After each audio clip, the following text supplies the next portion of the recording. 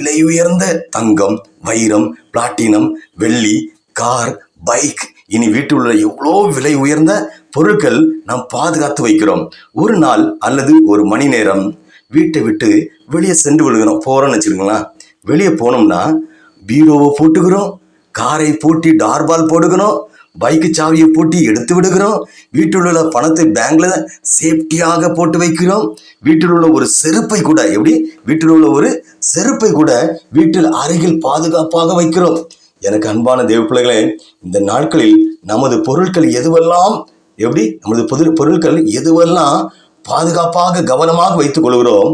ஆனால் வானத்தையும் பூமியும் படைத்தவர் நம்முடைய இயேசப்பா என்ன செய்யறாரு? வானத்தையும் பூமியும் படைத்த சர்வலோகாதிபதி இயேசப்பா, அவர் நமக்கு தந்த வேதத்தை நாம் அனுதினமும் வாசிக்கிறோமா? யோசித்து பாருங்க.